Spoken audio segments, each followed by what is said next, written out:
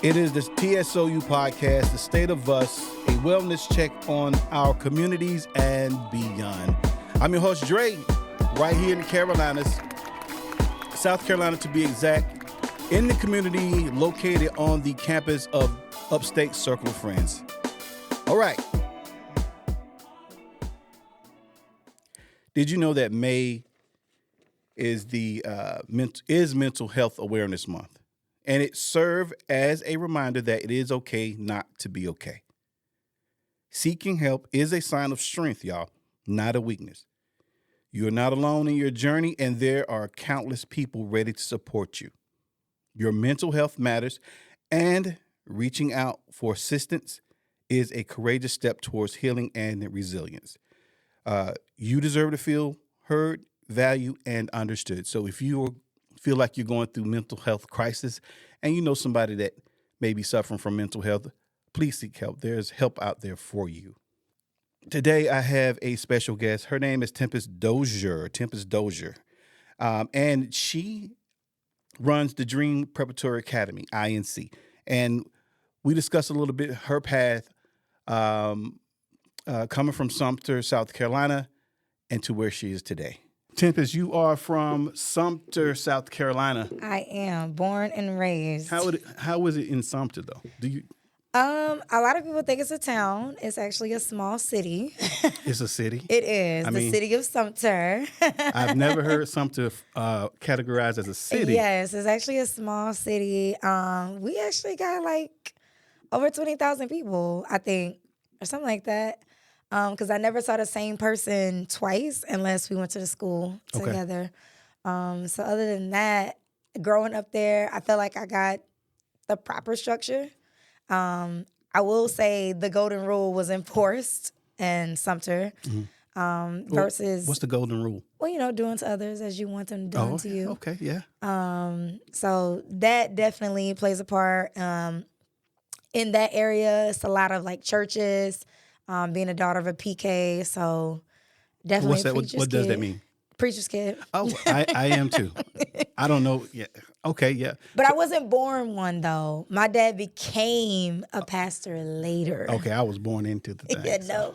So I don't have the stereotypes that's drawn to me. My dad is ex-Army, so okay. Structure, order, firmness. You had to make sure your bed was made up every morning? No, he wasn't a stickler like that. Okay. But when it came to academics, oh man, if we got like a C, that was like a curse in the house. What? Yeah. And it should be. Yeah. And it should be. What about your mom? My mom, she's the traditional Southern belle, just... I love my mom. I aspire to be as, soft and gentle as she is. She was the nurturer. Okay. But both my parents showed me what love was. And, they both were huggers and kissers on us. But I feel like my mom was the person who showed me stability. My dad was the risk taker. Okay. That's just who he is. So do you feel like you fall more on your dad's side or your mother's side? My dad. Mm-hmm. I lead with my dad's side with the risk taking. Stability for me only comes in when I need to stick something out, like when I got my 4 degrees. 4 degrees? Yeah. Does that include your high school degree? My high school diploma, yeah. Well, no, that would be 5. 5 degrees. Okay, everybody always forget about that degree. It does count now. Yeah. You went to Sumter High. How was high school for you? High school, I was pretty much I wouldn't call myself a nerd, but I was a social person. I just was an athlete. So what did you do? Ran track. Okay. Yeah, and I did powder puff flag football in middle school. No, I did not do football in high school. My dad wouldn't let me. I think if I did, I feel like I would be more of a gym fanatic than how I'm not so now. But definitely just a well-rounded person. I pretty much didn't really choose. I wasn't a cliquey type of person, so I hung with anybody. Okay. That makes sense, yeah. All right. So you wasn't with the in crowd per se, or just in or out? No. For me, I was okay with being by myself. It's just I think I have contagious energy spirit. Oh, well, you got to break that down. Contagious energy spirit to me is like I know I'm a light when I walk in the room. So like when I walk in the room, a lot of people are like, "Oh my God, hi, how are you?" And I'm like, "Why are you talking to me?" But then I have to realize like my aura, my persona when people meet me is she's not heavy. She's a very light person, and I think people can tell that I have a big heart. This is something I struggle with accepting during certain situations. So you were what I would call a radiant person. Yes. A radiant person kind of, you're not as I have these terms. One is halo and one is radiant. Halo are your really gentle spirits. You really know, you know them when you see them. But Yeah. radiant is just and I'm radiant as well. Just one step below that because you have some boundaries, right? Correct. So that's what makes you radiant because you still possess all that good stuff in you, but you got boundaries. Yeah. So, all right, that's what's up. I didn't always have boundaries though. Oh, I'm learning boundaries. I was always I'm the person that you're in trouble, call Tempestt. You need something, call Tempestt. You need some encouragement, call Tempestt. You need to be set straight, call Tempestt. I don't know. I didn't know what saying no was until maybe 2 years ago, almost 3 years now. okay. Yeah. So you put the walls up 3 years ago.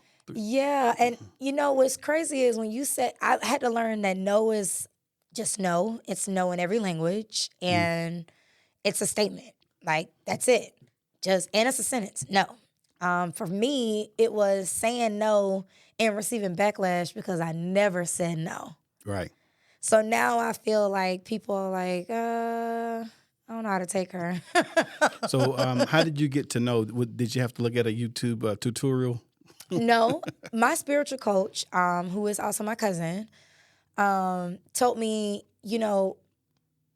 she gave me the best line that is the reason why I'm going to keep going since I had that conversation with her 3 years ago. She told me to accept the apologies that I'll never get. And I didn't need to go to a therapist for that. I simply just needed to have a conversation with her. And the hardest pill to swallow up until now is understanding that I have to accept the apologies I'll never get. Okay. Yeah. That's some great advice. Say it one more time. Accept the apologies that you'll never get. All right. And that takes a burden away from your chest, right? Yeah. And also, on the spiritual side of things, she gave me my first Reiki session. I'm actually due for my second one. But I don't know if you know what Reiki is, No. but it's like a spiritual cleanse that you undergo with just laying down, and you have a Reiki master to pretty much be there to set the tone. And it's soft, it's candles, it's energy vibration music to just kind of help you relax. You will fall asleep, and upon you falling asleep, they have this term called "you're going under," and what going under means is you're able to see things clearly. Like for an example, I didn't accept my dad's sickness. Okay. Until I did it. And I'm able to now say he's doing okay. He's going to be fine. Because of that session, I was able to separate some separation anxiety that I was suffering in my childhood trauma, like from losing my grandfather, losing some close friends some that didn't make it out of high school and some that didn't, make it to their 30s like I am. So, yeah. So you feel really blessed that you made it this far. Yes. Yeah. Yes. I'm the same way.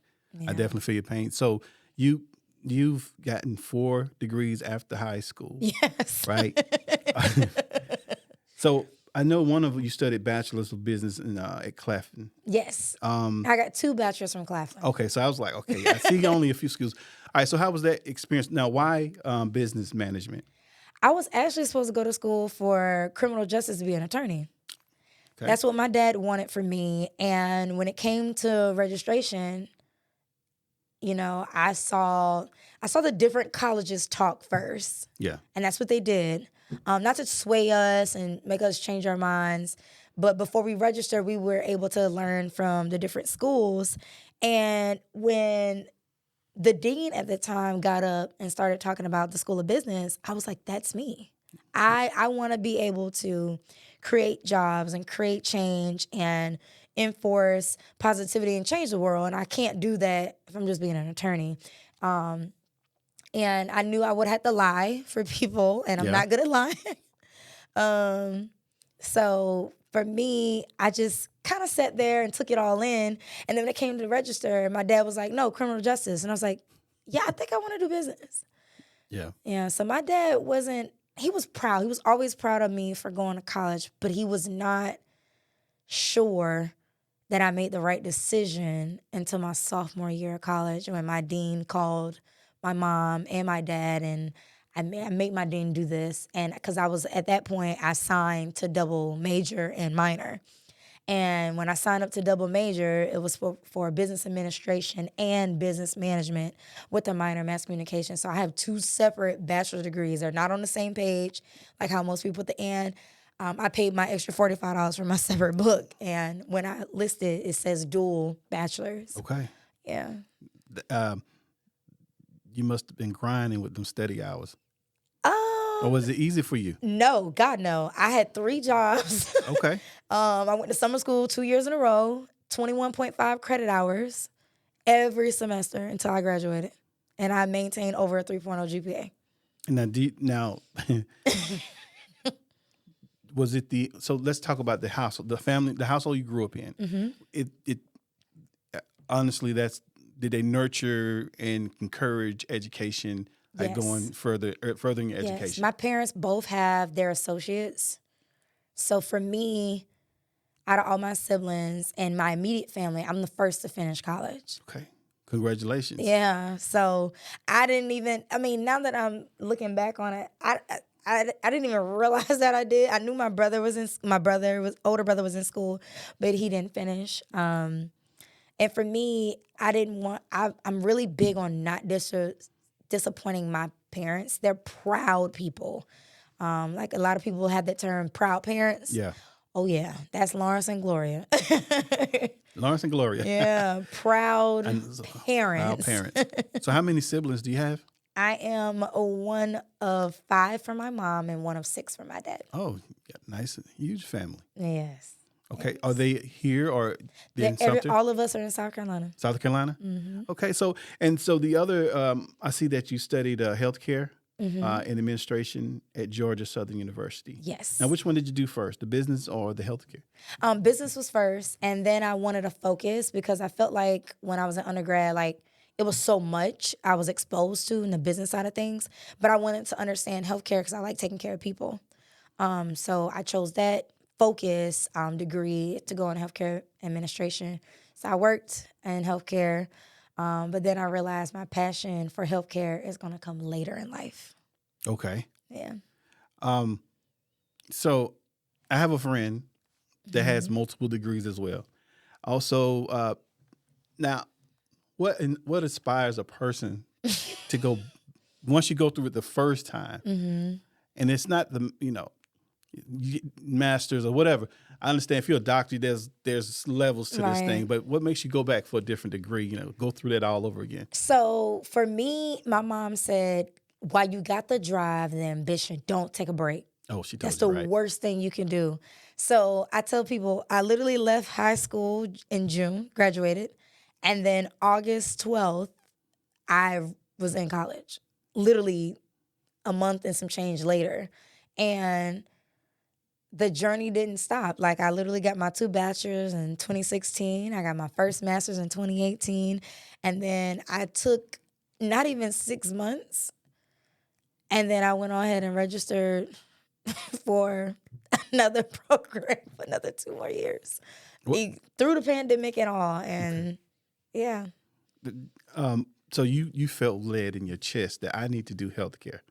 Yes. At that time, I felt like I needed to do healthcare, and then I got into it, and I was like, I feel like I need to do this later in life. Yeah.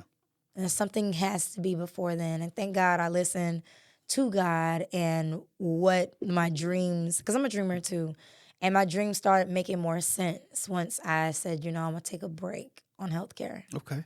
Yeah. All right. Then now, what's the other degree? I Montessori education for infant and toddlers. So I'm certified as young as 6 weeks old to 3.5 years old to 4 years old. I can potty train a 6-week-old baby. Wow. When people be like, what? I'm like, yeah. So I'm internationally certified. I can teach pretty much anywhere in the world with my American Montessori Society accreditation. Now, I can imagine somebody reading your resume and they're like, "Oh, international." Yeah, they do. They're always intrigued. Like, so you can teach in China? I'm like, yep.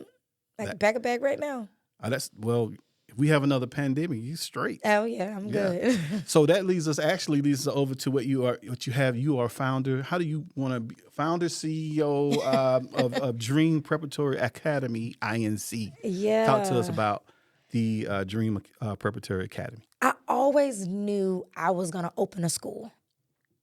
Being a teacher is what I didn't know. And I didn't know I needed to be a teacher first and be in the classroom and learn. And then I can open a school. So for me, being in education was a joke. As an educator. Yeah. Simply because I always made it a joke. My mom said she always knew I was going to do something with education. She said, because you used to, school your doll babies and your shoes and make your sisters and brothers sit down that's younger than you and actually have school. That was one of the fun things I liked playing with as a child. So I always tell people never say never because you never know when you're going to end up doing it. And that is when I found peace and leaving healthcare and fighting the void. Went to a job fair with one of my past coworkers. She didn't get the job. They didn't, look at her, but the owner herself personally came and shook my hand and said, make sure you leave your resume on the director's desk. And I was like, what do you think that was about? She saw the light that you come in the room with? She had to see something because she's my mentor, Miss Paula Charles. She's retired now. She was one of the owners. She was the owner of the Suzuki School in Atlanta, Georgia. And if it wasn't for her and how she had the school laid out and the program and how you can't say daycare, but you can say childcare and you can say private school. And she just created a different lane for early childhood education. And she was able to offer me a job. I didn't like the pay cut that I got, but she taught me what real sacrifice was. Did you meet her where? Here in South Carolina or no, in Georgia? In Georgia. Atlanta. Oh, in Atlanta. Yeah. So do you think that opportunity would have presented itself if you were here, or you had to be in Atlanta to get that type of guidance? I will say this. I've always wanted to be in Georgia. I was supposed to make Georgia my home. Yeah. I talked about it for years. I always told my mom I'm going to move to Atlanta and find me a husband, That didn't happen, clearly. So back here in South Carolina, and I'm happy that the training and the guidance and the leadership that I got there, and I'm able to do not if the same program structure, but I get to do it my way with my business strategic ideas. Right. And do you believe in things happening for a reason? Yes, I did. I thank God that she did business workshop courses as the owner to teachers who were interested in open up their own school one day. How cool is that an owner can step out of her owner's hat and still teach? Yeah. And so I wanted to be able to still follow in her footsteps and do the same thing. Okay. And so more about the Preparatory Academy. Give me a day in a life. Oh, so Dream is open from 7:30 a.m. to 5:30 p.m.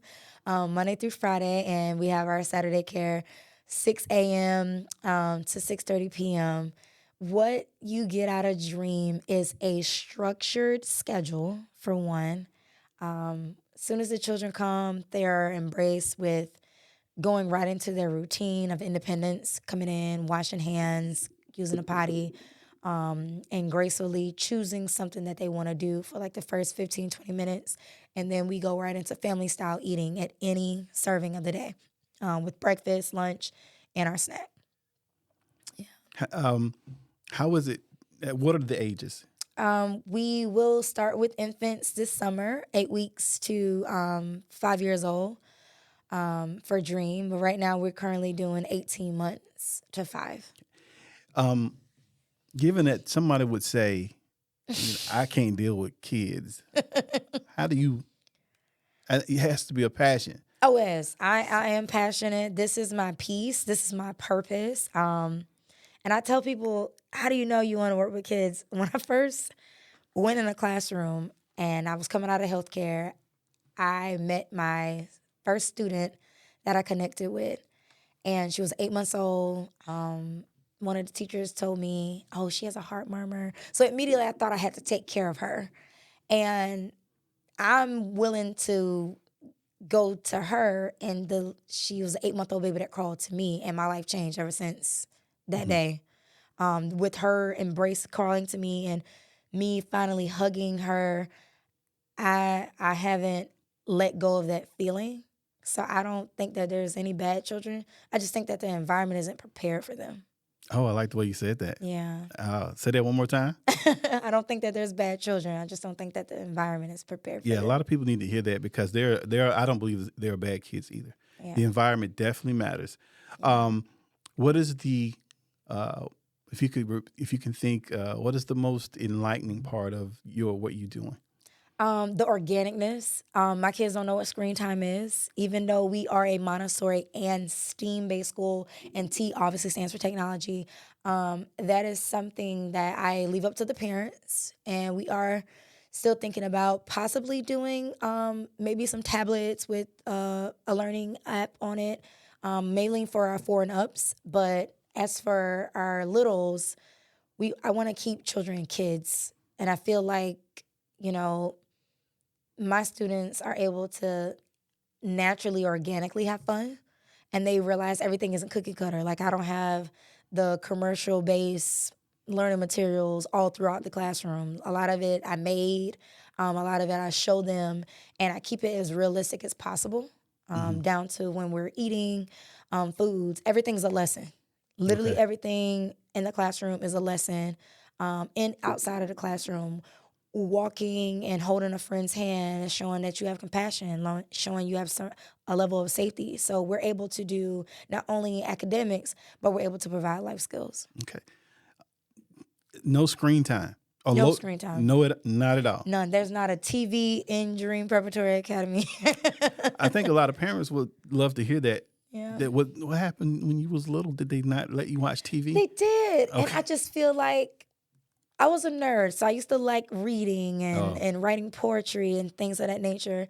And me and my siblings are creative people. Yeah. And I think that's because our parents didn't push so much electronics in front of us. That's good. I can talk to my parents about, hey, I'm having an issue with this friend situation, or I'm having an issue at work. I could do that with my parents.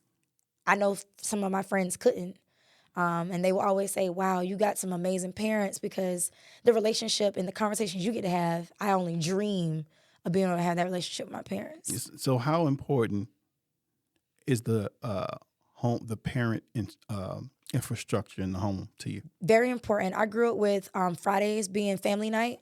We could do whatever we wanted as long as we took those 2 to 3 hours and got up and danced with our parents and ate fried fish or Chinese food or whatever we decide to have on the menu. But family is important, especially the family you create. Yeah. And I'm learning that now. You don't got to be blood to be family. Absolutely. Yeah. Yeah. So I did ask about the lightning part. What about the most what exhausts you when it comes to your daily duties with the school? I guess for me would be the transition between a lunch and nap. Oh, yeah? Because I know there's some friends that are sleepy, they just fight it, and they act lost, or they don't know what they're doing, and they don't know what the transition is going to be other than to clean up after themselves and, wipe up that area that's on the table that they may have a little bit of crummage. That's what I call it to the kids. Like, you have crummage. And some of them are missing those directional steps, and that is the hardest transition of my day. Yeah. Yeah. So, do you find that the kids love the structure that you provide? Yes, and the parents do too, because they are able to tell me they can see a calmness in their children when they go home, a sense of urgency to learn, a sense of urgency to help around the house. Is because they realize, mommy and daddy don't have to do everything for me. Like, I can be independent. I can clean up after myself. I can dress myself. I can make a decision when I'm presented an opportunity. My children don't negotiate as much as other children do, because I give them two options. It's like when we're sitting at lunch, for an example, and we're eating family style, water or juice. Those are your options.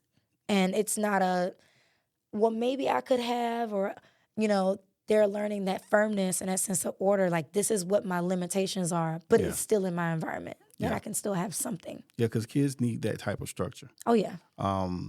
And I did read an article where it said that we do have a lot of social issues with our children today because that order is not in the home. Correct. So they go out just almost like be messy in the streets. Yes. But that does bring a sense of organization and purpose as well. Yeah, I'm pretty sure they get excited about, hey, and actually, when you think about it, it's better to have at least one or just only two, because you get too many choices, you're going to be all over the place, right? Absolutely. Another thing, too, to piggyback off what you just said, I like reading those articles, but I feel like people need to remember that adults that are uncouth, that people say rather, or not stable or not sturdy enough, or whatever the case may be, or not disciplined, those are just children that never was shown proper structure and order. It's not, think about it. We have speed limit signs for a reason. Yeah. So I do tell people there's a thing in life called the law of life, where you have to be able to adhere to something you gotta be accountable for. Not for others, but as an individual, there's something and there's parameters you must have some form of accountability of. Yeah. So that's where those morals and those disciplinary things I enforce to the children and the parents like that. Because it doesn't have to be anything about religion. It is simply the way of life and coexisting with other people. Yeah, because life is once you step outside your door, life is compromised. Right. Can't have it all your way, and if you do, that's probably when you end up going to jail. Yeah. But yeah. So how can people reach you for the school? Yeah. So the school's phone number is 864-794-5515, as well as our website is www.dreamprep, and that's PREP Academy, spelled all the way out, inc.org. Okay. And you're on Facebook? We are on Facebook. Any other social media sites? We do have Instagram as well. Instagram? Mm-hmm. Okay. No TikTok? Not yet. We are working on it. Well, by the time you get it up, it might be gone. Yeah. Well, but thank you for coming on the TSOU show. I hope you grow your business, and later on in life, if you do decide to go to healthcare, yes. Pretty much you are a nurturer. Yes. Through and through. Mm-hmm. Want to help people. Well, thanks for coming on. And it's the TSOU Podcast. It's your boy Dre, and we out. Join the TSOU Podcast community. Are you hosting a community event or looking to promote your business? Email us at tsou.nation@gmail.com to share your community events and business promotions on the show. That's the tsou.nation@gmail.com to share your community events and business promotions on the show.